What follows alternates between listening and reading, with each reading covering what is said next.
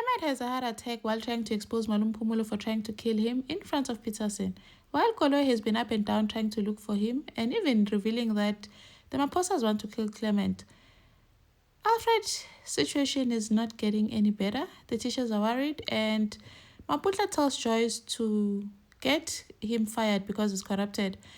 Tibos takes Pizzi to go apologize to the Kunutis. Hi, welcome to my channel. Here's an update on Skeem Saam. Clement has booked himself into a hotel and he's busy man indulging in his Kuri, he's drunk, he's high, Na Kamukolo is worried about him. He goes to Francois Level Cafe to find out if Francois has seen Clement, and now says that he's worried that Clement might be missing. Says this, Hanti, Peterson is listening.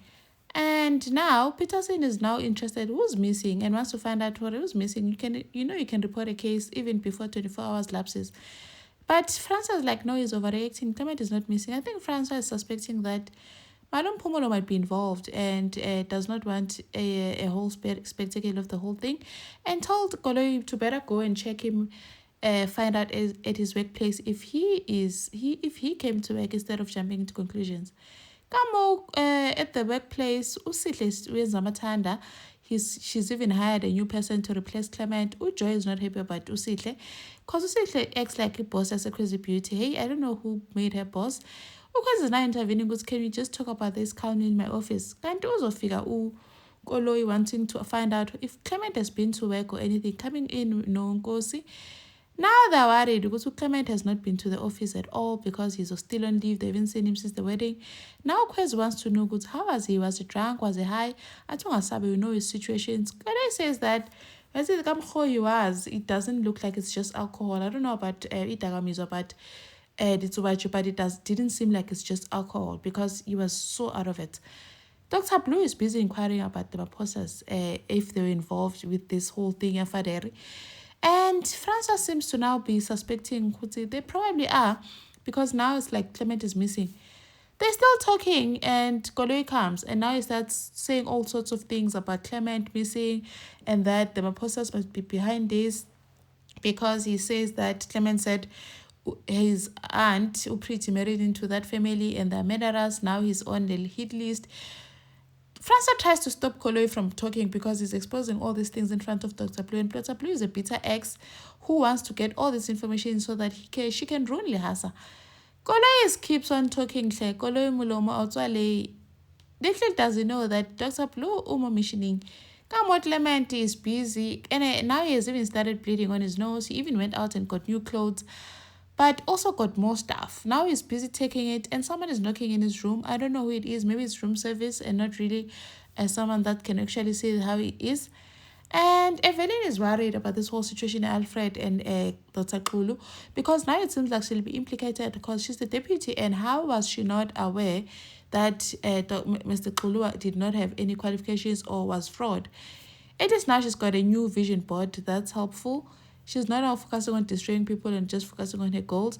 And now Stoga is worried.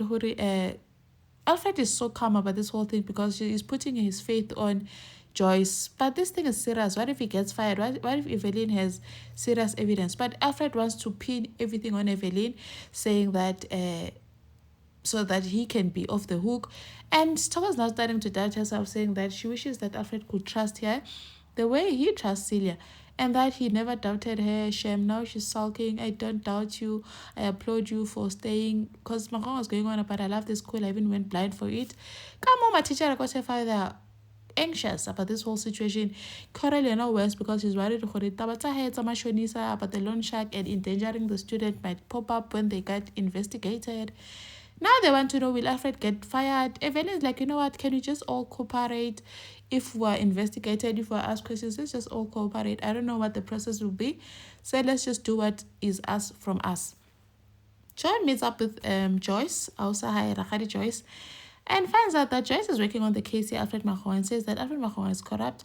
Ever since he took position as principal, the school is corrupted, like nothing is going well.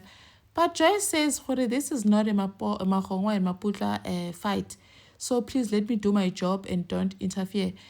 Only for Mahonga to send Joyce a message wanting to meet up for lunch. Now, this is going to be like nepotism because they're related because Mapitsu nyetsu ko Maputla.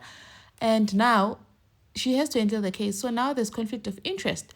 And then Tibos decides that she's going to take Pizzi to go and apologize to the Gunudu kids, Ubenji and Lee, the other girl.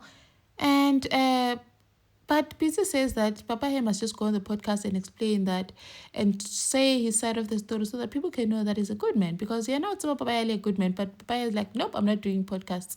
He then took Pizzi to the Kunutus at the shop to apologize to Beji. They made peace and he even invited Beji to come and play games with him and they can do homework together. Oh yeah, Naranaki, Benja Kana, but Mama here said no because obviously Charles would not like that. Thank you for watching. Please like, share, and subscribe. See you in the next one. Bye.